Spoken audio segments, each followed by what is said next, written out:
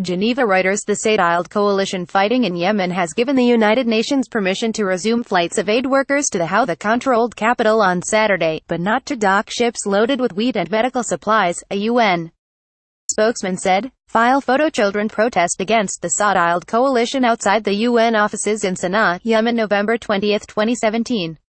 REUTERSKhaled Abdullah File PhotoThe coalition fighting the armed Houthi movement in Yemen said on Wednesday it would allow aid in through the Red Sea ports of Houthicontrolled and Salif, as well as UN flights to Sanaa, more than 2 weeks after blockading the country. About 7 million people face famine in Yemen and their survival is dependent on international assistance. The coalition has given clearance for UN flights in and out of Sanaa from Amman on Saturday, involving the regular rotation of aid workers, said Jens Leerk, spokesman of the UN Office for the Coordination of Humanitarian Affairs OCHA. We are of course encouraged by the clearance of this flight, which may be followed soon by clearances of flights from Djibouti to Sanaa, Leerk told a news briefing on Friday. But no green light have been received for UN requests to bring humanitarian supply ships to Houthicontrolled and Salif ports, he said.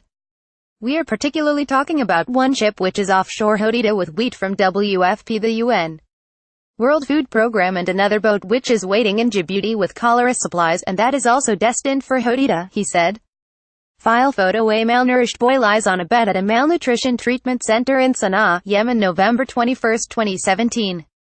REUTERSKhaled Abdullah File photo. We stress the critical importance of resuming also commercial imports, in particular fuel supplies for our humanitarian response, transportation and so on, and for water pumping, Leerk said.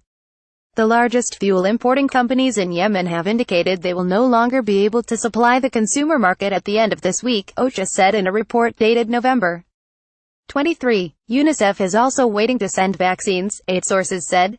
The charity Save the Children said an estimated 20,000 Yemeni children under the age of 5 were joining the ranks of the severely malnourished every month, an average of 27 children every hour.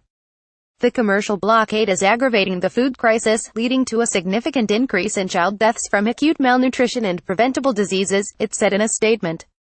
The U.S.-backed coalition closed air, land and sea access on November 6, in a move it said was to stop the flow of arms to the Houthis from Iran. The action came after Saudi Arabia intercepted a missile fired towards Riyadh. Iran has denied supplying weapons. Jan Egeland, a former UN aid chief who heads the Norwegian Refugee Council, speaking to Reuters in Geneva on Thursday, said of the blockade, "In my view this is a legal collective punishment. After more than 2 weeks of blockade of these ports, there are various kinds of supplies essential for fighting famine, for fighting cholera and other types of humanitarian threats that millions of people are facing in Yemen today," Leerk said. Reporting and writing by Stephanie Nebehay. Additional reporting by Tom Miles. Editing by Janet Lawrence and Gareth Jones. Source standards: The Thomson Reuters Trust Principles.